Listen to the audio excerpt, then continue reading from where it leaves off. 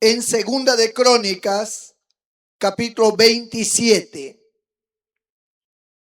Vamos a leer unos versos del capítulo 27 y luego unos versos del capítulo 28 para comprender lo que Dios quiere enseñarnos esta noche, porque cada día de culto Dios siempre tiene un mensaje para cada uno de nosotros.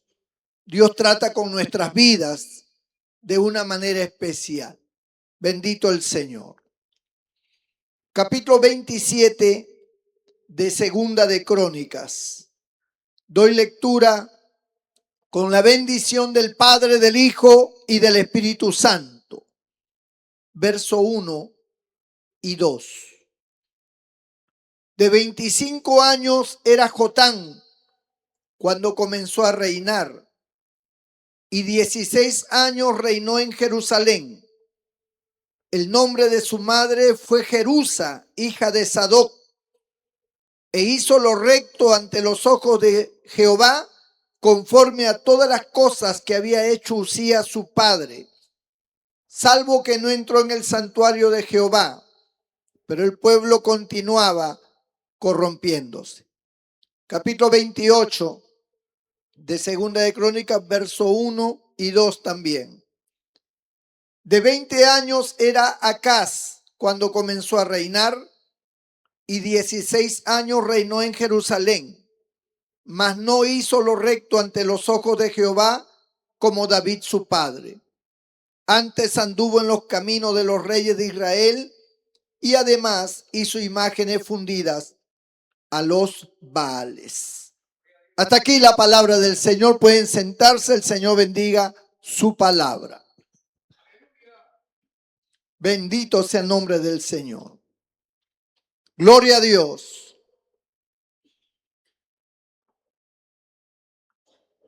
En los asuntos espirituales existen muchas controversias, muchas formas de pensar. Por eso es que existen muchas religiones y por eso existen muchas doctrinas también religiosas. Las doctrinas religiosas tienen que ver con el aspecto espiritual. ¿Y cuál es el aspecto espiritual? Lo que tiene que ver con Dios, lo que tiene que ver con el reino de Dios, con aquel mundo y aquel reino que no se ve, y con aquel Dios que tampoco se ve. Y nosotros, cuando entramos a ese mundo, cuando nosotros entramos a tallar en esa dimensión, pues decimos que estamos entrando en una dimensión espiritual, porque todo lo que tiene que ver con Dios y con el reino de Dios no es físico, no es de este mundo material, sino de un mundo espiritual. Bendito el nombre del Señor. Entonces, cuando nosotros entramos en esa área espiritual, nosotros tenemos muchos cuestionamientos a veces, porque se pueden sacar muchas conjeturas y muchas formas de pensamientos y muchos dichos, etcétera, etcétera.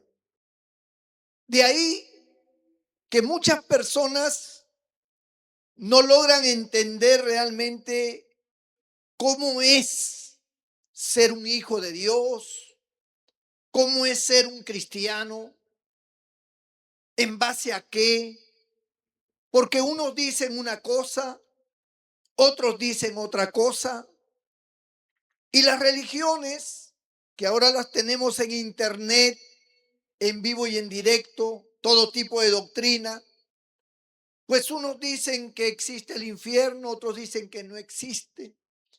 Unos dicen que existen los ángeles, otros dicen que no existen. Unos dicen que uno debe ser de tal denominación, otros dicen que no, que esa denominación no está bien, que tenemos que ser de esta otra.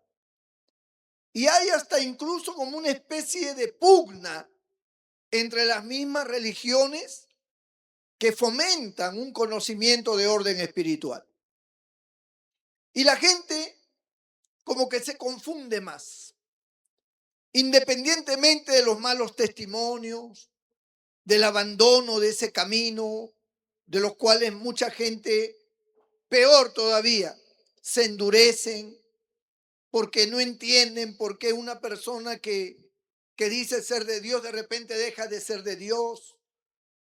Y todo esto va generando mayor confusión y mayores dudas en cuanto a los asuntos espirituales. Sin embargo, la Biblia, la palabra de Dios, sigue siendo clara y contundente.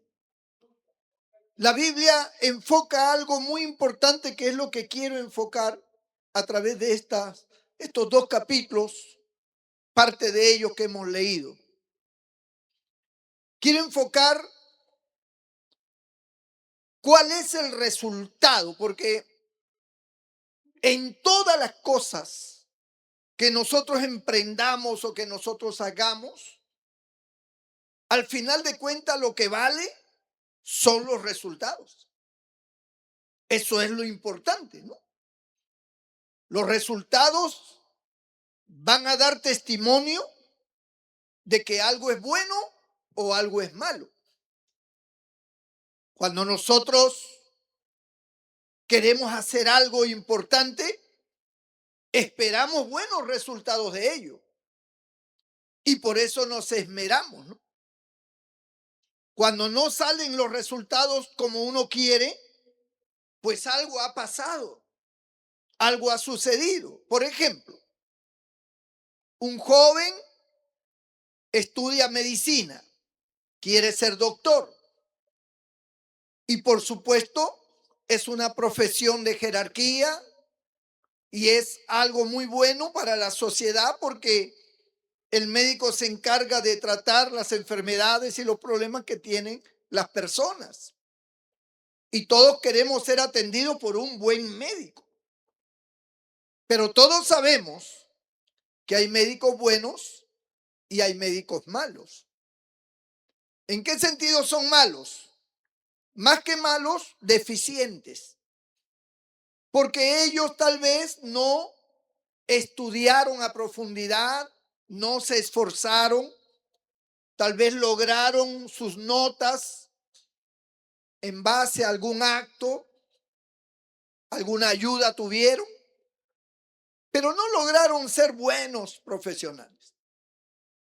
Así como en los colegios hay alumnos que son buenos, hay otros que son mediocres, ¿no? Pero ambos son alumnos, ambos siguen la misma meta, alcanzar sus logros.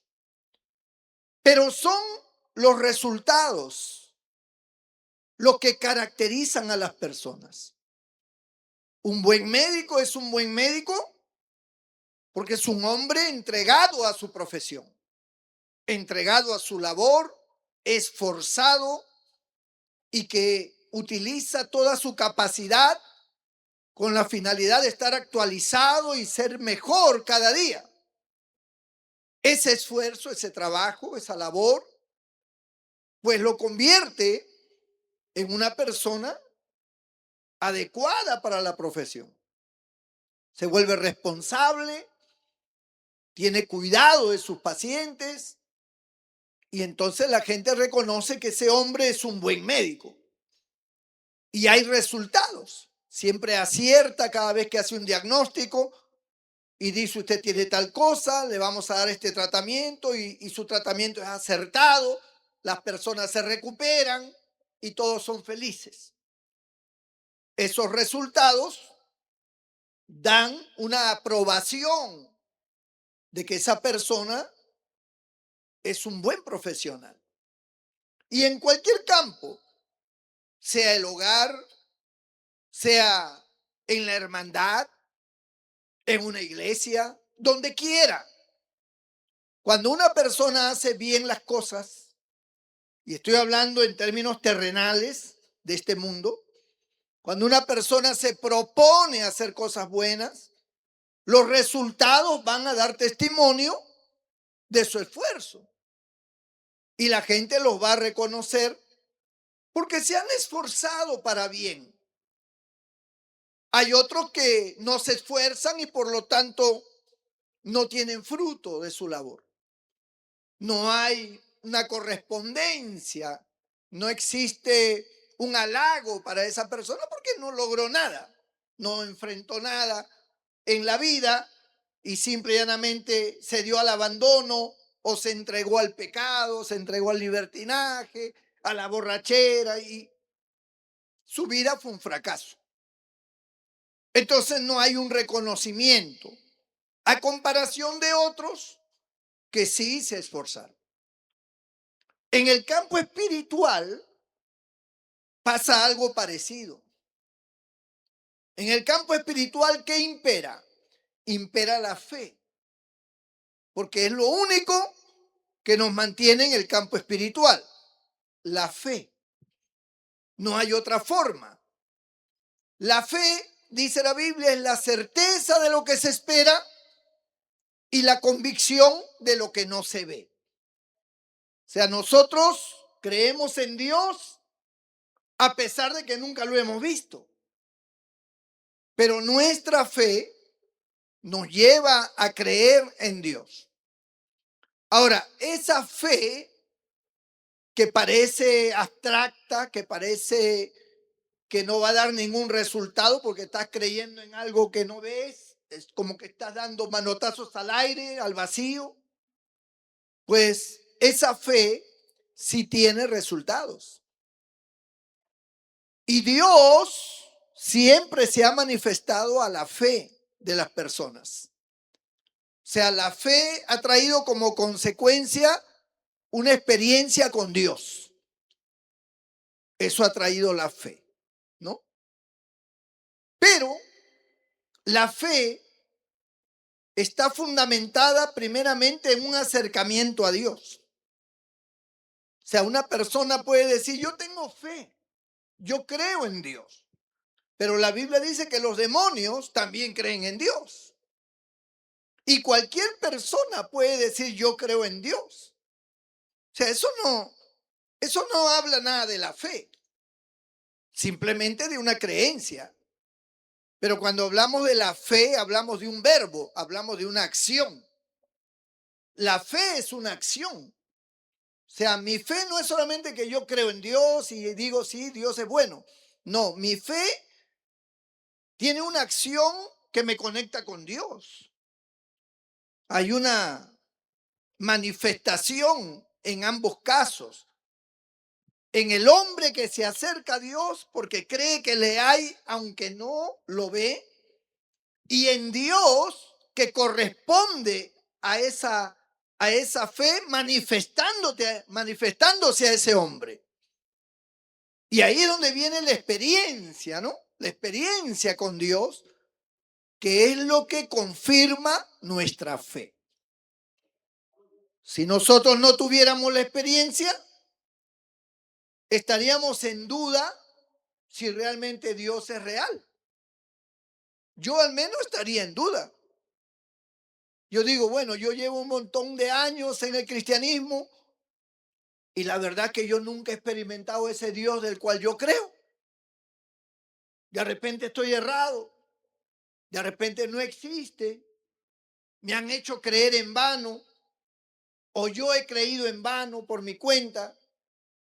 ¿Qué seguridad tengo de la realidad de Dios? Yo escucho a fulano, a mengano, a sotano, pero yo nunca lo he experimentado. Entonces, ¿cuál es la gracia? Entonces, la fe es la manifestación del hombre que cree en Dios y busca a Dios, y la manifestación de Dios como correspondencia a ese hombre que le busca. Y ahí es donde se complementa la fe, ahí es donde se confirma la fe. Ahí se confirma. Ahí entonces la persona dice, realmente Dios es real. Realmente Dios es bueno. Realmente lo que dice la Biblia de Dios es cierto. Bendito el Señor. Porque hay una manifestación.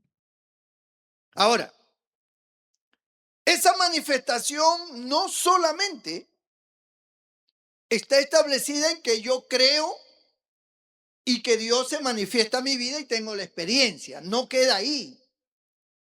Sino que en mi vida, como cristiano, como hijo de Dios, como hombre de fe, usted como hombre y mujer de fe, usted va a tener un resultado de esa fe en su vida, en su caminar, en su destino, en lo que usted vive en este mundo.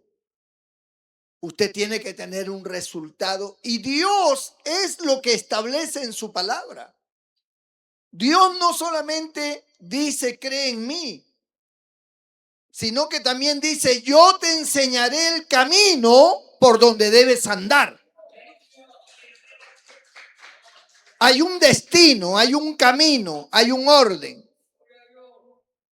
Cuando nosotros leemos estos capítulos que hemos leído, el capítulo 27 y 28 de Segunda de Crónicas, encontramos a dos hombres. Ambos entraron a gobernar en su momento casi a la misma edad.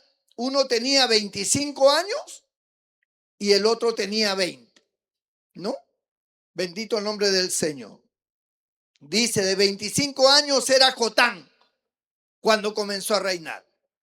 Y en el capítulo 28 dice, de 20 años era Acaz cuando comenzó a reinar. O sea, se llevaban por 5 años nada más, pero estaban en el promedio. Ambos estaban en el promedio. Se menciona a la madre de ambos, ¿no? La madre de fulano era tal. La madre de Mengano era tal. ¿Por qué se menciona a la mamá? ¿Qué tiene que ver? ¿Por qué en la Biblia se menciona a la madre? Porque los reyes tenían muchas mujeres. Entonces era necesario saber este hijo de cuál de sus mujeres del rey era. Por eso se menciona a la madre, ¿no? Entonces, eso es muy importante. Por ejemplo, la madre de Jotán era Jerusa, hija de Sadoc. Sadoc era un sacerdote. Tenía su hija, esta estuvo con el rey y producto de eso nació Jotán. En el caso de Acaz, bendito el nombre del Señor, pues él tenía, amén, otra mamá y por lo tanto se tiene que establecer hijo de quién era. También ambos cumplieron 16 años de gobierno. Jotán reinó 16 años. Y el otro, Acaz, también reinó 16 años. Ambos eran gobernantes. Ambos eran hijos de reyes.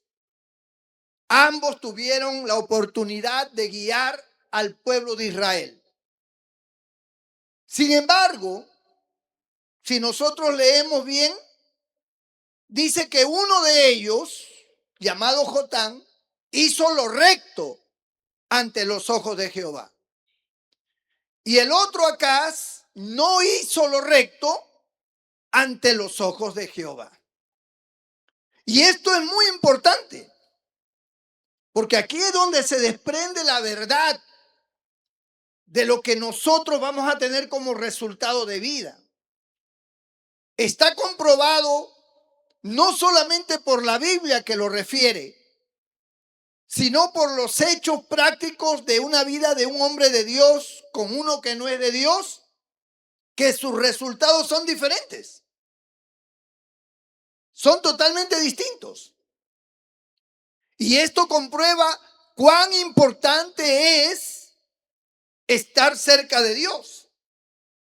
Porque estar cerca de Dios nos convierte en hombres de valor, nos convierte en personas con futuro, nos convierte en personas que dan fruto, que generan beneficio.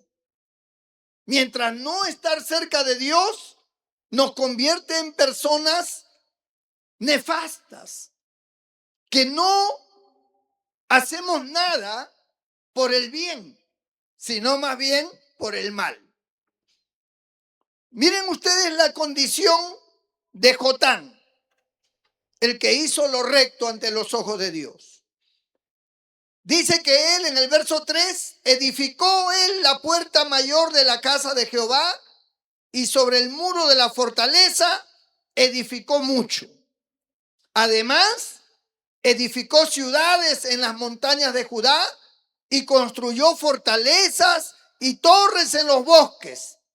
También tuvo él guerra con el rey de los hijos de Amón, a los cuales venció, y le dieron los hijos de Amón en aquel año 100 talentos de plata, 10,000 coros de trigo y 10,000 de cebada. Esto le dieron los hijos de Amón, y lo mismo en el segundo año y en el tercero. Así que Jotán se hizo fuerte, porque preparó sus caminos delante de Jehová su Dios.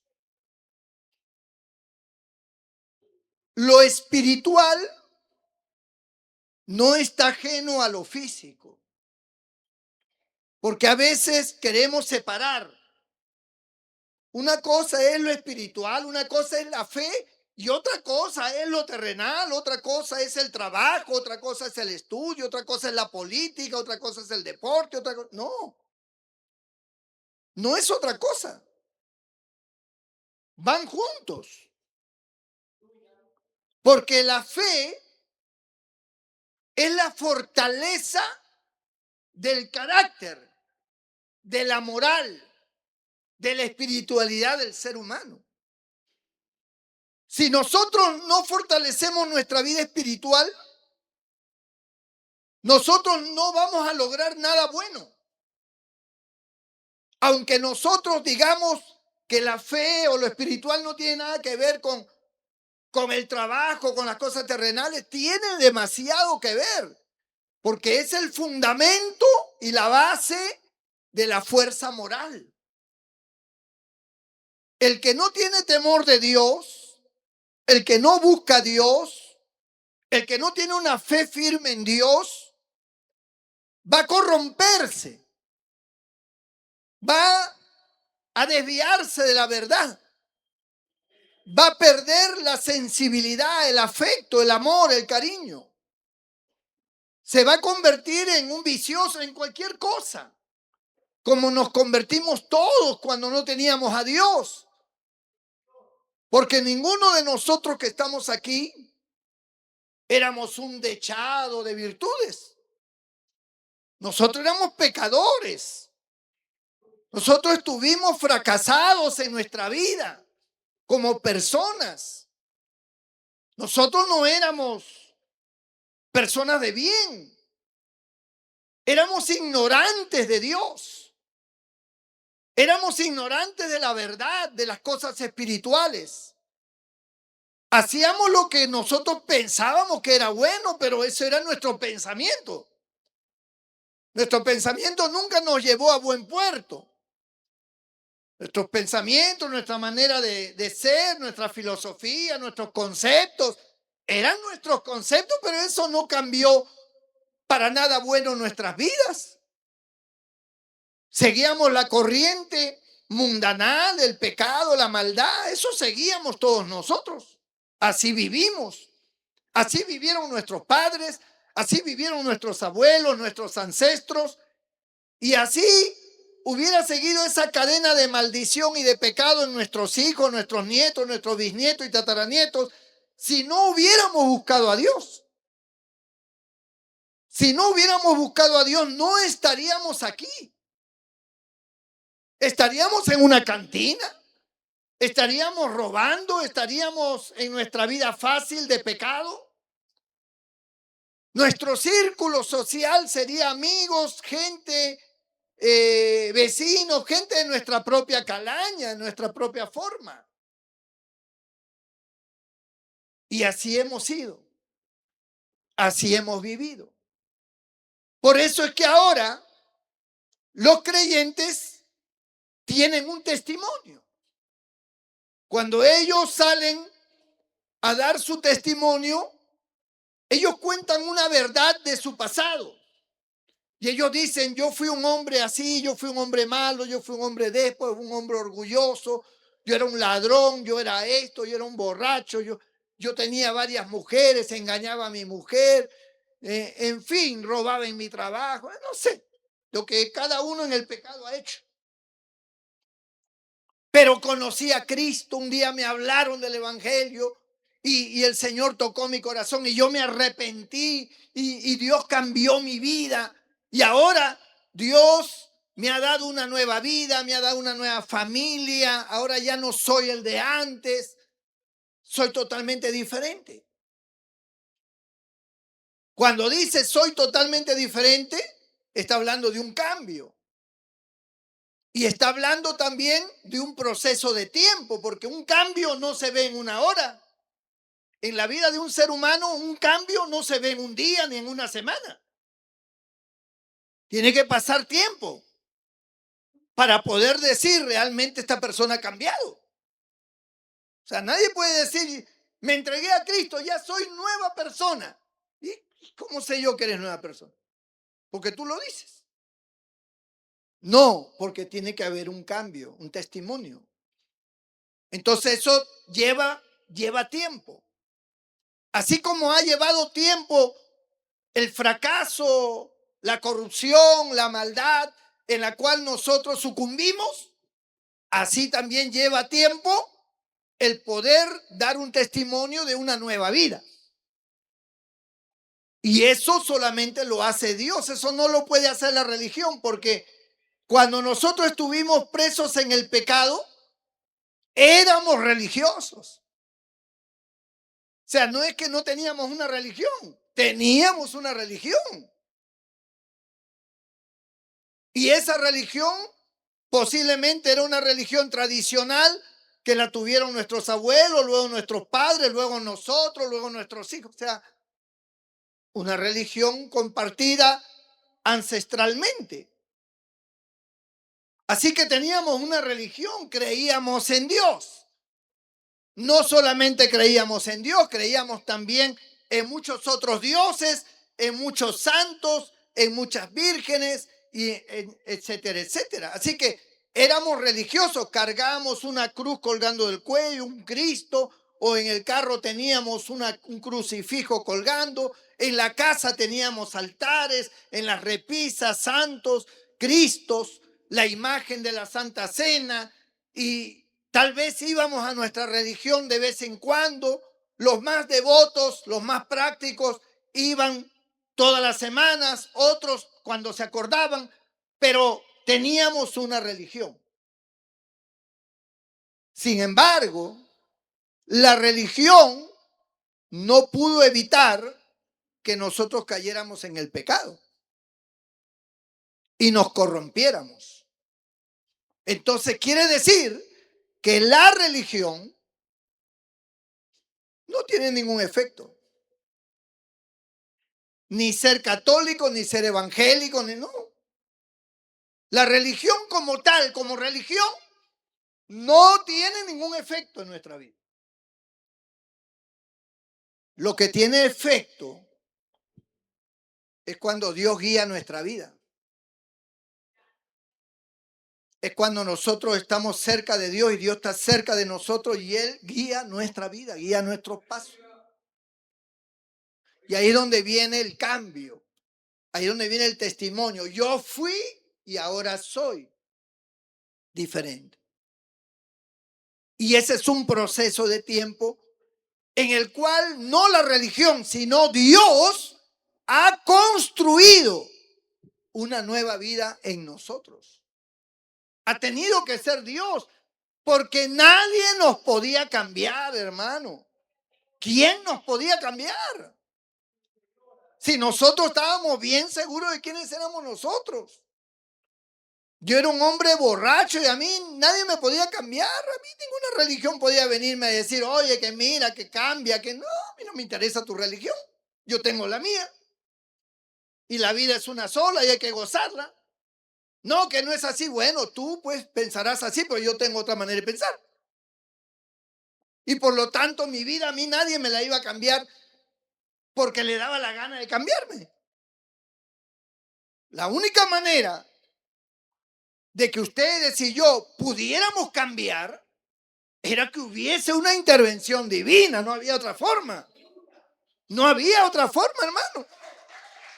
Bendito sea el nombre del Señor. Porque una cuestión ya divina ya es otra cosa. Ya es otra cosa. Entonces, lo que quiero es dejarles claro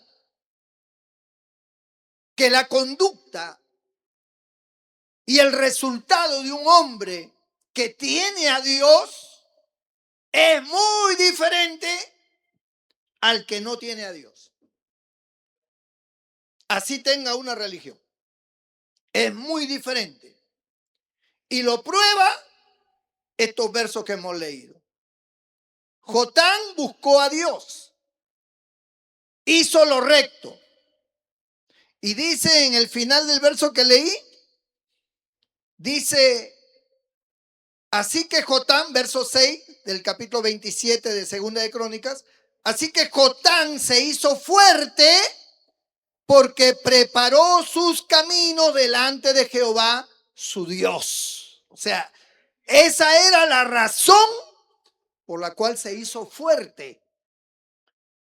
Y cuando dice se hizo fuerte, está hablando de una persona que se hizo victoriosa en su vida. Fue una persona victoriosa. Fue una persona que salió adelante, no solamente en los medios económicos, sino adelante en su vida en sí, como persona. Porque se convirtió en un hombre honrado, se convirtió en una persona humilde, se convirtió en una persona comprensiva, generosa, se convirtió en una persona de bien. Esa conversión fue gracias a Dios que lo hizo fuerte. ¿Cuándo es que somos fuertes nosotros, hermanos? ¿Creen que fuerte es aquel que tiene bastante fuerza muscular? No, esa es fuerza física, que puede levantar un montón de peso, que te puede cargar como una pluma a ti, como si nada. Esa es fuerza física. Pero no es ese tipo de fuerza del cual está hablando la Biblia. Está hablando de la fuerza moral. Está hablando de la fuerza del bien que emana de ti. En ti hay un bien que tiene fuerza. Tiene fuerza. Tu vida muestra que tú tienes a Dios y que en ti hay una fuerza espiritual. Porque has logrado vencer lo que otros no han logrado vencer hasta ahora. Hay gente, por ejemplo, metida en la droga. Por años. Son drogadictos. Están en una fase ya terminal. La droga ya ha controlado su vida. Ellos viven entre la basura. Ellos ya no trabajan, ya no estudian. Roban a su propia familia. Están en lo más bajo que puede llegar una persona, ¿no? Una degradación total de su vida. ¿Acaso ellos quieren vivir así? Ellos no quieren vivir así. Pero no pueden evitarlo. Cuando le viene la angustia, se desesperan y tienen que drogarse porque ya no tienen fuerza para repeler. Ellos no pueden decir, no, mi fuerza de voluntad. No tienen fuerza de voluntad. La droga los ha dominado totalmente. Es como el alcohólico, el borracho. El alcohol lo ha dominado totalmente. No puede. Él entiende. Él o ella, puede ser hombre o mujer. Él entiende perfectamente que eso lo ha arruinado. Que no solamente ha arruinado su vida moral, ha arruinado su cuerpo y ha arruinado su vida económica, ha arruinado su futuro, ha arruinado su familia. Está hecho un etcétera por causa del alcohol, por causa de la droga. Y la persona lo entiende porque no son ignorantes. Ellos son tan inteligentes como cualquier otra persona. El problema es que no tienen fuerza para contrarrestar ese vicio. No pueden, por más que quieren. Algunos han logrado superar a través de terapias, a través de lavados gástricos, a través de intervenciones médicas o de otras personas, han logrado controlarlo, pero su vida está sin Dios. Aun cuando hayan controlado, su vida está sin Dios. Por lo tanto, el futuro es incierto. No se sabe cómo terminará. No se avisora un buen fin. No se avisora. Está luchando, está tratando, pero no se avisora un buen final. Porque no tiene victoria, lo que tiene es resistencia al mal, que quiere evitarlo como sea, pero no lo ha superado. No tiene un final distinto como quisiéramos. El único que puede lograr eso en la vida de una persona es Dios. Cuando Dios veía a un leproso, ¿quién era un leproso? Una persona desahuciada por la ciencia médica. Un hombre que se le caía la carne por pedazos de la cara, de los dedos, del cuerpo. El leproso no sentía dolor. Simplemente se infectaba toda su carne, todo su cuerpo y se iba cayendo por pedazos. El labio se le caía por pedazos, se le veía la dentadura, todo se iba. Por eso ellos andaban cubiertos. Los dedos de las manos principalmente era lo primero que se les caía. Las ratas venían y los mordían. Ellos no sentían que las ratas le estaban mordiendo. ¿Por qué? Porque los nervios de su cuerpo estaban insensibles. Habían perdido la sensibilidad y por lo tanto no sentían. Ellos se les caía un dedo y ni cuenta se daban. Cuando se miraban es que se daban cuenta. Se les caía un pedazo de oreja y ni cuenta se daban.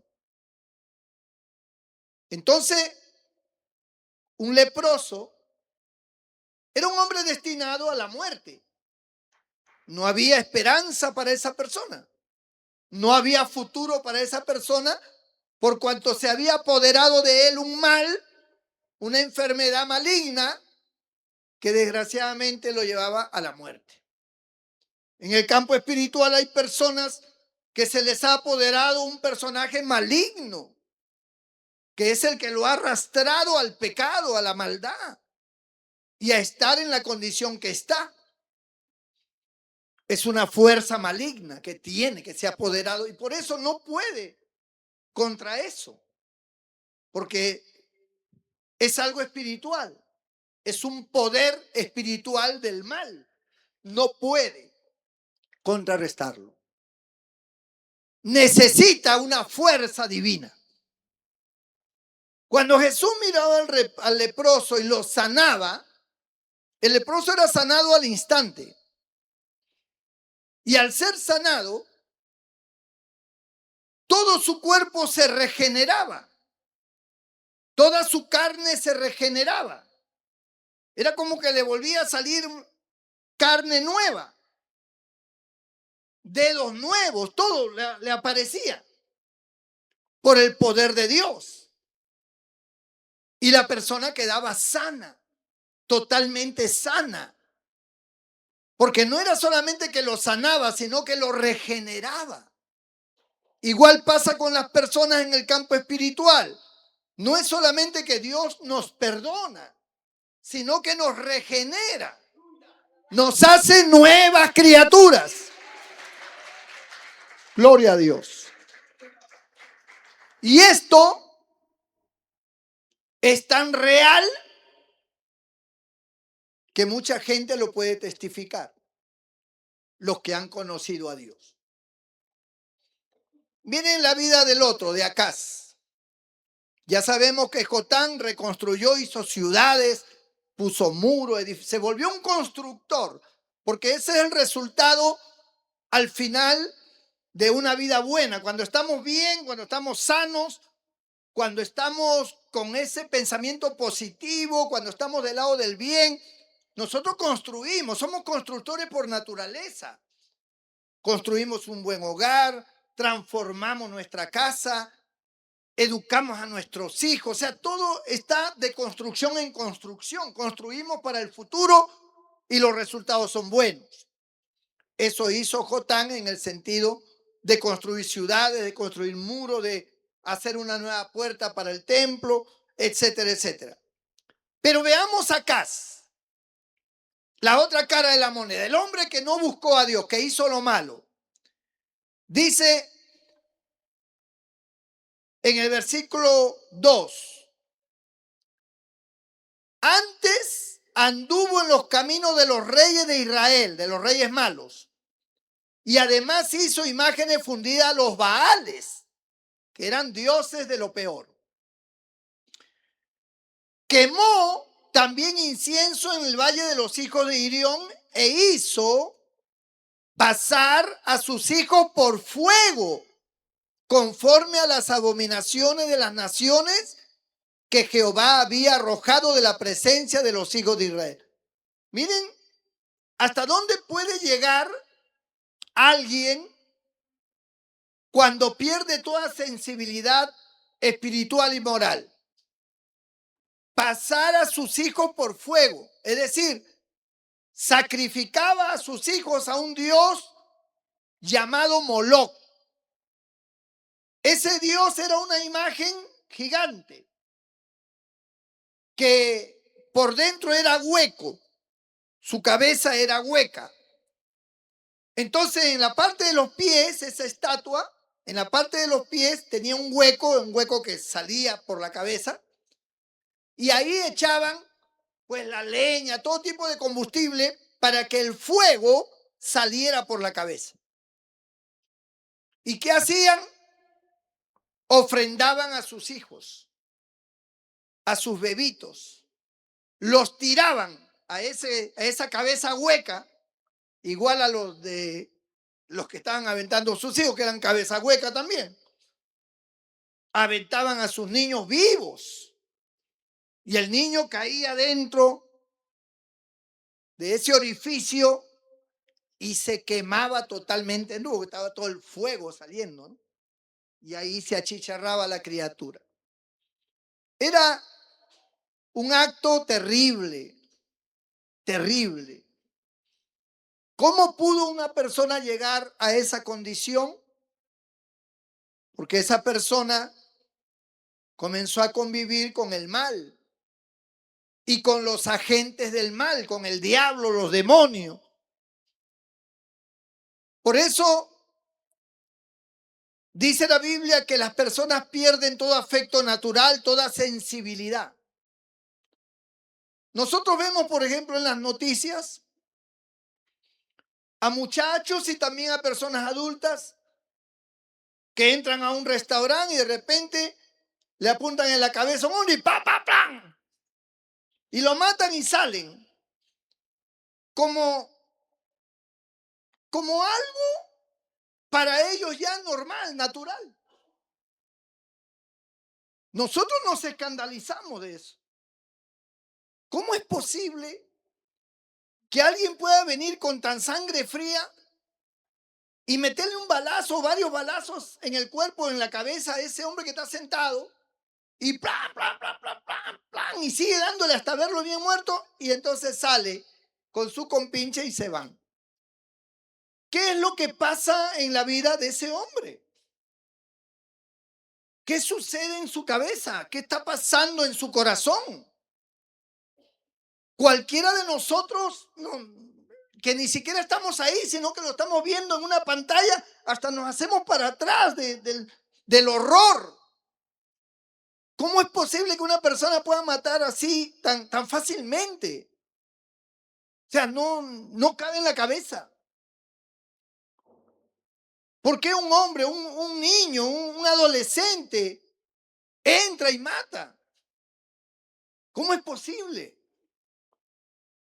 Porque su nivel ha ido decayendo espiritualmente, moralmente.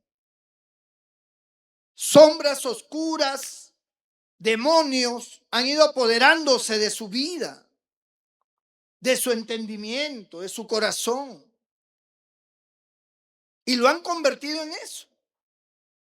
Como los demonios han convertido a un joven estudiante muy prodigioso en un drogadicto que ahora está entre la basura buscando qué comer. O a una mujer que regala a sus hijos, vende a sus hijos por droga. Y uno dice, pero ¿cómo es posible? Esa es la degradación. ¿Cómo es posible que este hombre, este rey, ofrendara a sus hijos a un Dios que él adoraba y no tenía ningún sentimiento para con su criatura, que era su propio hijo, de lanzarlo y que se achicharrara allí en el fuego? Será algo horrible, desastroso, porque este hombre llegó a hacer eso. ¿Qué fue lo que pasó? Bendito el nombre del Señor. Asimismo sacrificó y quemó incienso en los lugares altos, en los collados y debajo de todo árbol frondoso. Por lo cual Jehová su Dios, porque era el mismo Dios de Jotán era el mismo Dios de Acaz. Y dice, por lo cual Jehová su Dios lo entregó en manos del rey de los sirios, los cuales lo derrotaron y le tomaron gran número de prisioneros que llevaron a Damasco. Fue también entregado en manos del rey de Israel, el cual lo batió con gran mortandad. El otro, Jotán, que había hecho lo recto, venció a sus enemigos. Y sus enemigos le tuvieron que pagar tributo. Le pagaron con oro, le pagaron con trigo, le pagaron por 3 años consecutivos por la derrota. Pero él no, él en vez de ser victorioso, fue derrotado.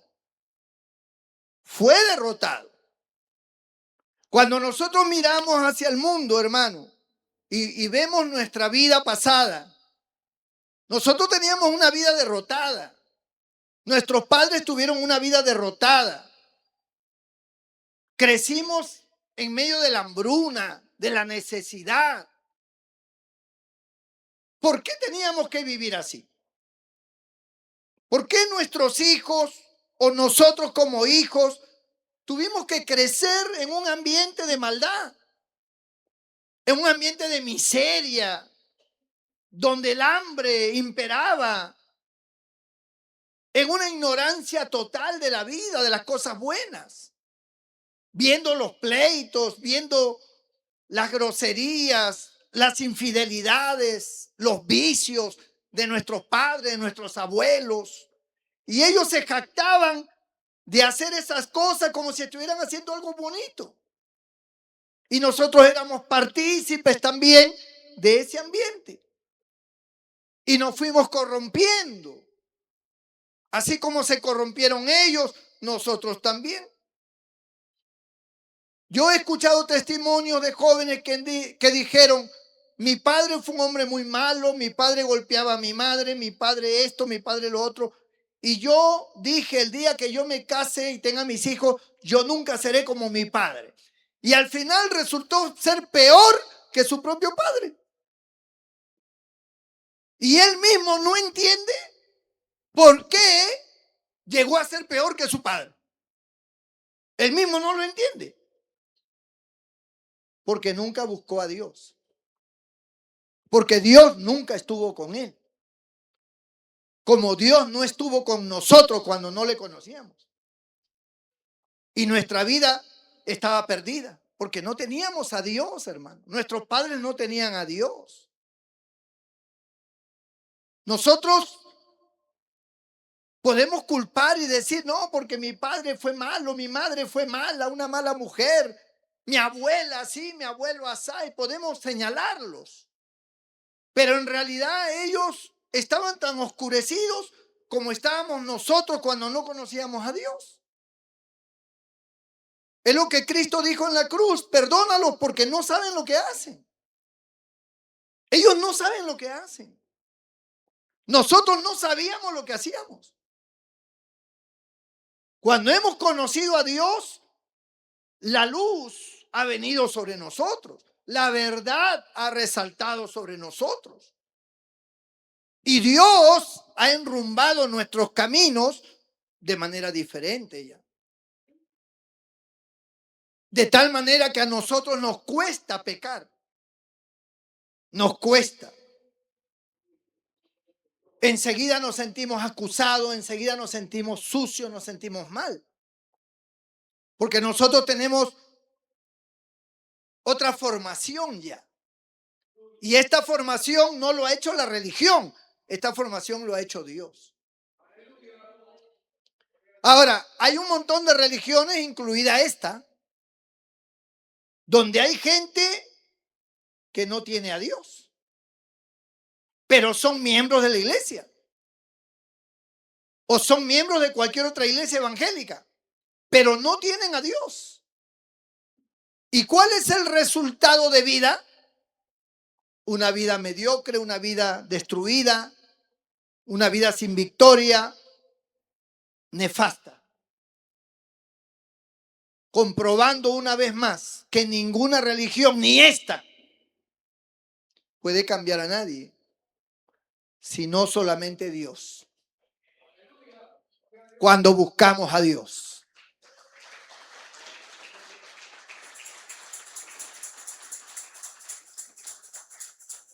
Este hombre tuvo un final terrible, murió.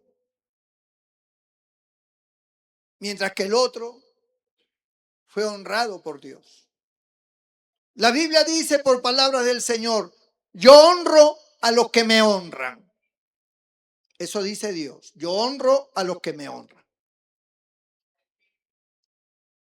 Lo que nosotros tenemos que darnos cuenta y entender es cuál es el resultado de nuestra vida. No se trata de decir yo creo en Dios, sino cuál es el resultado de nuestra vida. ¿Quiénes somos? ¿A dónde hemos llegado? ¿Qué cosa construimos nosotros? Nuestros hijos, nuestra familia. ¿Cuál es la condición de ellos? ¿En qué hemos aportado nosotros? Aparte del raciocinio humano, ¿en qué parte de nuestra vida Dios opera o juega un papel importante? ¿En qué parte de mi vida Dios está? ¿En toda mi vida? ¿En una parte? ¿Solamente cuando hay un terremoto salgo corriendo? Dios mío, Dios mío. ¿O Dios vive en mí? ¿O Dios está en nosotros? ¿Qué es lo que pasa? Problemas igual, el justo y el injusto tienen los mismos problemas. La Biblia dice que el sol sale para justos y para injustos. O sea, tenemos la misma realidad. Son los resultados de nuestra vida, donde podemos nosotros agradecer a Dios y decir, te doy gracias, Señor, porque si no hubiera sido por ti, yo estaría perdido, yo estaría arruinado, yo estaría en un hospital, estaría muerto. ¿Sabe Dios qué hubiera hecho de mí? Estaría loco. Porque cada uno en el pecado se transforma. El pecado, hermano, ciega y te destruye. No te da opción a nada. El pecado te destruye. Tú puedes pensar que está bien, porque yo pensaba que estaba bien. Yo decía, pero ¿cuál es el problema? Yo no le hago mal a nadie. Que me tomo mis tragos, ¿cuál es el problema? Pues si todo el mundo lo hace. ¿Qué lío hay? Pero yo no me daba cuenta que yo no construía nada. Que yo simplemente existía. Yo no tenía una verdad en mi vida que defender. No. Yo vivía de acuerdo a las circunstancias que se presentaban. Y esa era mi vida. Y como todo el mundo que me rodeaba vivía así, pues yo no podía notar la diferencia. Pero cuando nosotros conocimos al Señor, es como que un velo fuera quitado de nuestra mente. Y comenzamos a ver la verdad. Comenzamos a darnos cuenta de las cosas. Y ahora oramos por los nuestros, por nuestros hijos, por nuestras familias, por la gente que ni conocemos, oramos. Hacemos el bien, actuamos honradamente. No estamos con esa malicia, con esa picardía que ahora voy a hacer esto, hoy voy a apropiarme de tal cosa. No, no estamos con eso, porque estamos en el camino del bien. Pero ese camino no lo hemos edificado nosotros por tener un buen corazón. Eso lo ha hecho Dios, porque nosotros no valíamos nada. Él nos salvó siendo nosotros pecadores. Por eso Cristo dijo, sin mí nada podéis hacer, dijo Cristo. Sin Dios no podemos vivir bien. Podemos vivir en este mundo, pero vamos a hacer mal. Y vamos a tener consecuencias malas. Pero con Dios vamos a tener consecuencias buenas. No es lo mismo tener un hijo sin Dios que tener un hijo con Dios. Porque con Dios tú lo vas a formar en el orden espiritual. Sin Dios le vas a dar mal ejemplo. Los resultados son importantes. Los resultados, no lo que yo pienso. Yo puedo pensar lo que quiera. Yo puedo decir que esta iglesia es la mejor de todas. Son palabrerías. Los resultados. ¿Qué clase de personas tenemos acá? ¿Cuáles son los resultados? ¿Qué es lo que Dios está haciendo? Es importante entender eso. Porque cualquiera, hermano, puede llenarse la boca y hablar de Dios. Usted entra a las redes sociales y todo el mundo, Dios te bendiga, Dios te bendiga, Dios te bendiga. El que vende droga, Dios te bendiga. Pero esas son palabrerías. ¿Cuáles son los resultados? Ese hombre va a terminar preso por vender droga. Su familia se va a corromper. Todo va a terminar mal. Pero si buscamos a Dios, todo va a terminar bien. Todo va a avanzar bien.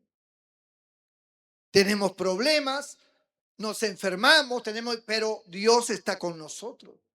Y Él nos da un nuevo corazón. Por eso, aquí la cosa es de sensatez, de entendimiento. Acá no se trata de religión, se trata de entendimiento espiritual. Y lo que cada hombre y mujer tiene que hacer en su vida es hacer un alto. Hacer un alto en su vida y a solas con Dios, tiene que reflexionar y decir, bueno, Señor, yo la verdad, yo a ti no te he buscado como tú quieres. Siempre te he tenido allí como algo, cuando yo necesito ayuda, entonces ven. Siempre he pensado que mi manera de vivir está bien. O sea, nunca me he preocupado en pensar si tú te agradas de lo que yo estoy haciendo. Si es correcto mi vida. Siempre he hecho mi propia voluntad y no he hecho la voluntad de Dios. Pero yo voy a hacer un alto y el Señor, yo he vivido de espaldas a tu palabra, de espaldas a ti. Yo no he sido una persona devota ni piadosa. Tengo mis pecados, tengo mi vida, pero yo necesito que tú vengas a mi vida. Yo necesito que tú te manifiestes a mí, yo necesito que tú cambies mi vida, necesito que tú me perdones. Yo necesito tener una experiencia contigo, Señor. Porque mis resultados no son buenos. Y si mis resultados no son buenos, entonces algo está pasando. Si yo tengo un hijo en la universidad y está que me repite los ciclos, algo tiene que estar pasando, hermano. Tengo un hijo en el colegio que siempre tengo que meterlo en vacacional porque me viene con 3, 4 cursos rojos. Algo está pasando, ¿no? Tengo un hijo rebelde que se va, llega borracho a la 3, algo está pasando. Algo no está bien. Y nosotros tenemos que analizar y decir, algo en mi vida no está bien. Algo no está bien, algo está fallando. Te necesito, Señor. Necesito que ordenes mis caminos, necesito que ordenes mi vida. Yo necesito a Cristo en mi corazón. Necesito al Señor en mi vida. Me arrepiento. Cuando una persona busca a Dios de corazón, con sus propias palabras, porque orar no es una oración de esa sofisticada, no, orar es decir lo que uno siente, con tus propias palabras, con tus jergas, no interesa. Tal como tú eres, tú le hablas a Dios, pero le hablas con el corazón, con la verdad. No te conozco. A mí me han hablado de ti, pero yo no te conozco. Y yo quiero conocerte. Cambia mi vida. Ahí es donde aparece la intervención divina, hermano.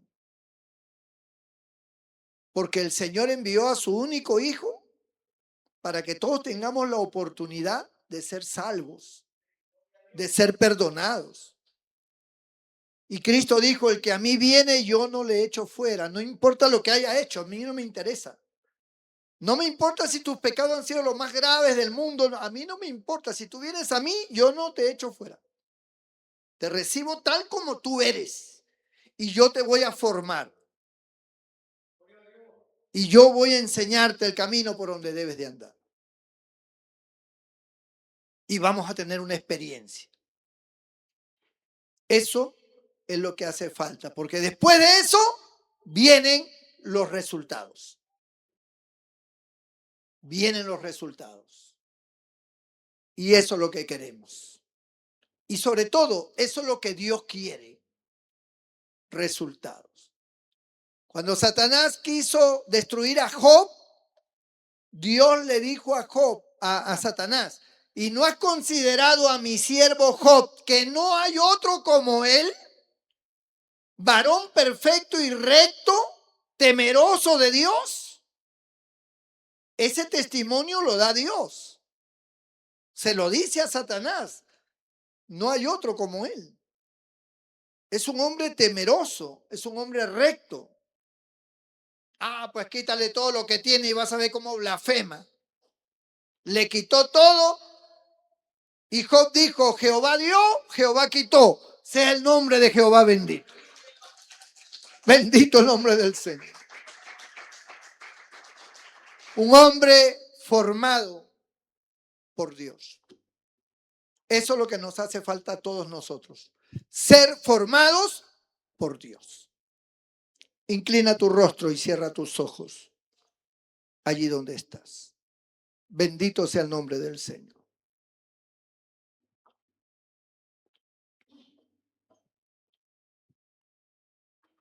Cada uno de nosotros entendemos cuál es nuestra condición. Entre nosotros nos podemos engañar, pero a Dios no le podemos engañar. Dios nos conoce. Y aquí hay vidas, hermano. Muchas vidas que necesitan del Señor. Que necesitan arreglar su vida. Que necesitan ordenar sus caminos. Y tú nunca lo vas a lograr por tu propia cuenta. Tú necesitas a Dios porque hay un diablo, hay un enemigo que no va a querer que tú estés en el lado del bien. Y tú no lo puedes vencer con tus fuerzas a él. Tú necesitas las fuerzas de Dios para vencerlo. Necesitas la autoridad de Cristo para vencerlo. Por eso esta noche yo quiero orar por ti. Si hay alguien esta noche que diga, pastor, yo quiero que haga una oración por mí, allí donde estás en tu lugar, levanta tu mano derecha y yo haré una oración por ti en esta noche. Dios te bendiga, Dios te bendiga, Dios te bendiga, Dios te bendiga, Dios te bendiga, Dios te bendiga, Dios te bendiga, Dios te bendiga. Qué bueno. Todo el que levantó su mano, ahí donde está, póngase de pie y cierre sus ojos. Dios va a hacer una obra maravillosa en tu ser. Si tú vienes a Él de todo corazón, si tú le pides perdón, si tú te arrepientes y si tú dices yo tengo necesidad de Dios, entonces va a ocurrir algo que tú ni siquiera lo esperas. En un momento dado de tu vida, puede ser hoy mismo, puede ser mañana, Dios que conoce tus corazones o sus corazones, se va a manifestar un día a tu vida. Va a tocar tu vida. Y tú entenderás que Él es real. Que Él no es un cuento. Que Él no es un invento de una religión. Él es real. Y tú lo vas a conocer. Allí de pie dile al Señor, Señor, perdóname de todos mis pecados. Te pido perdón de todo lo malo que yo he hecho y la forma en que he vivido. Y te pido, Señor, que vengas a mi corazón. Señor Jesús, ven a mi corazón. Sálvame, libértame, transforma mi vida. Yo quiero que tú cambies mi vida, Señor. Si tú se lo dices de todo corazón, Dios hará esa obra maravillosa. Voy a orar por ti ahora. Toda la iglesia, todos los hermanos se ponen de pie y me ayudan a orar por todas estas vidas sinceras que levantaron sus manos. Señor nuestro Dios, nuestro Padre Celestial, te damos gracias, Señor, por tu palabra. Te damos gracias, Señor, por tu bondad, por tu amor, porque tú siempre tienes misericordia de todos nosotros, porque tú conoces los corazones de cada vida es un mundo aparte, cada vida tiene sus propios problemas, sus propias batallas espirituales, y aquí hay vidas que han levantado su mano, acercándose a ti de todo corazón, pidiéndote perdón, arrepintiéndose de sus pecados, buscando un cambio, buscando una manifestación tuya en sus vidas, Señor. Tú eres el único que los puedes liberar.